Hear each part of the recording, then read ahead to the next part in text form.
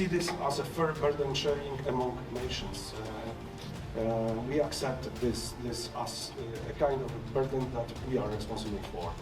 Sir, thank you very much. It's a great pleasure to be here and to be honored with this award. Well, and just from the United States perspective, in the Pentagon, we talk about your nation all the time. You guys are allies, partners, and friends, unlike nearly any other, and it matters. And I think from what we're seeing occurring in Ukraine and around the world, you got to be able to rely on your friends, and we know that you are our true friends, and we want to stand there with you. So thank you, sir.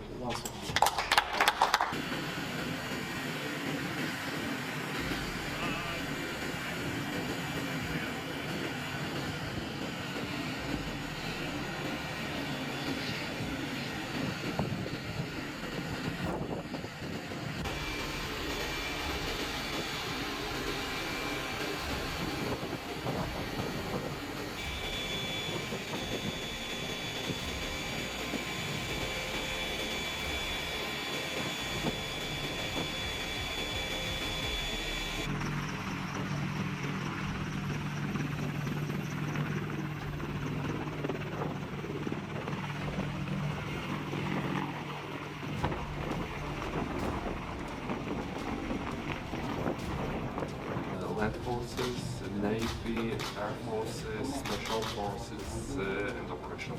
Oh, thank you. All right, here's ours. The K-bar. One of our best. Flexible defense. Really nice. Get it back in there. Yep. There we go. Yes. Thank you very much.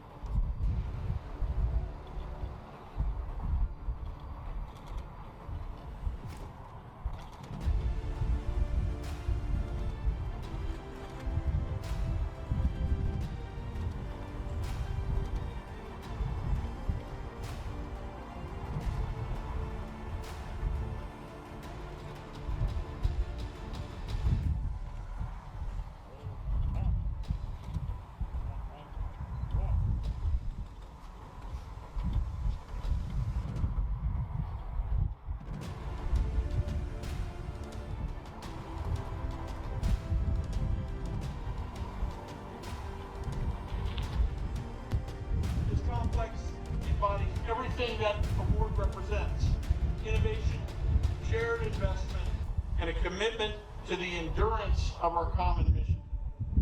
Most importantly, though, this complex, positioned in the middle of some of the best training ranges in Central Europe, will provide our soldiers an enduring, high-quality facility for them to build combat readiness for an uncertain future.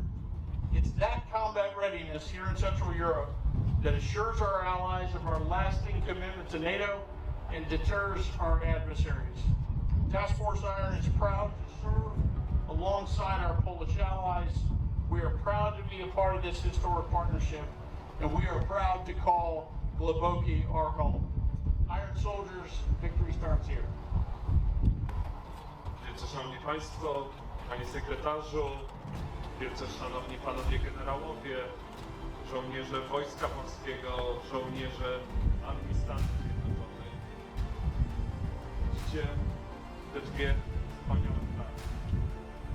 One powiewają obok siebie, ale one, co jest ważniejsze, powiewają zawsze w jednym kierunku. Te flagi powiewają w jednym kierunku, są ze sobą, są obok siebie, tak jak żołnierze amerykańscy i żołnierze polscy.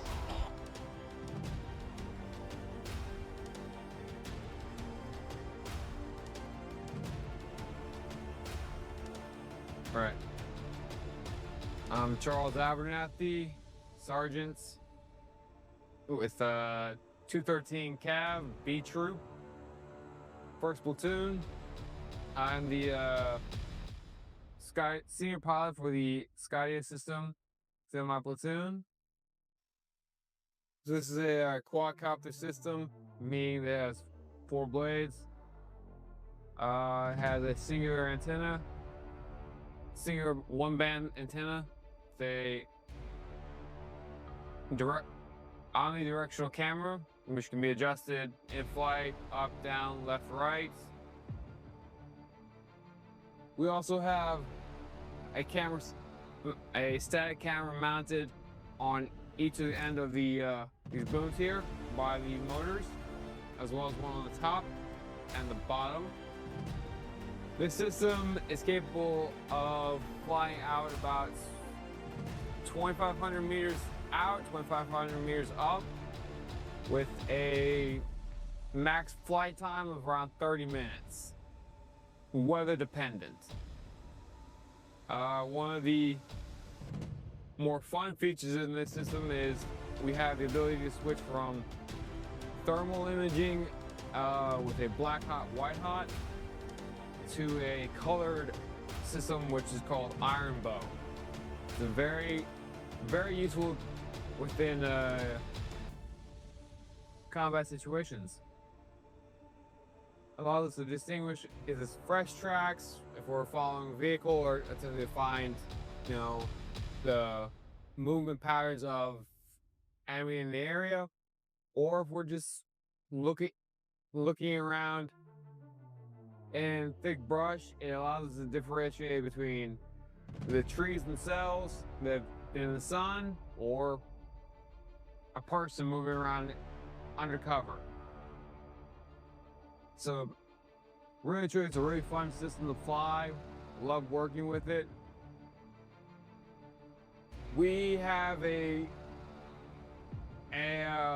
monthly requirement of at least 1 flight per month to maintain our what's called our currency, so we don't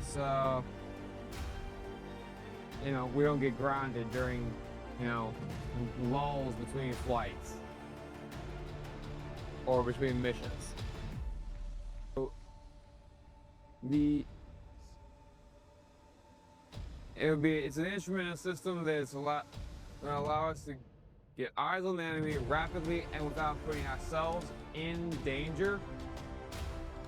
And moving forward, being able to have the system available to us will definitely give us an edge over our enemy.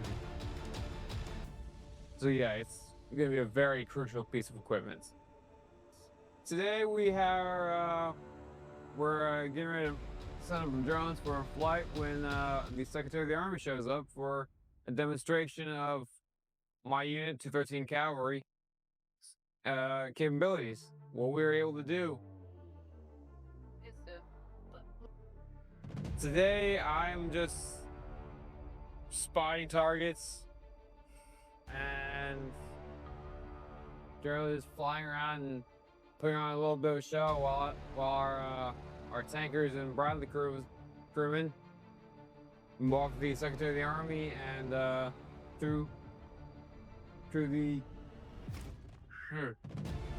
ins and outs of a Brad and tank. So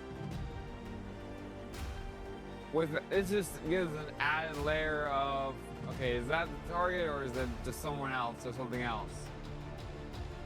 Typically the optic systems on the vehicles themselves are top notch, and the crews are well drilled in identifying vehicles or dismounted targets. I have. I've actually been qualified on the system for about a year now.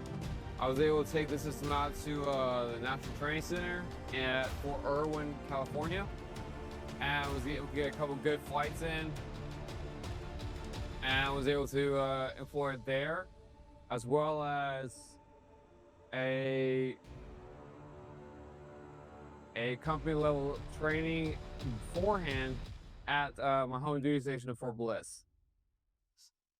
So typically what we do here for a PMCS process is we just inspect the blades, inspect the outer chassis of the vehicle itself, sure there's no serious damage or dings, dents.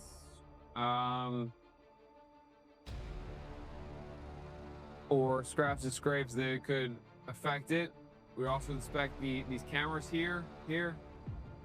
Make sure they're not scratched up, dirty, or anything.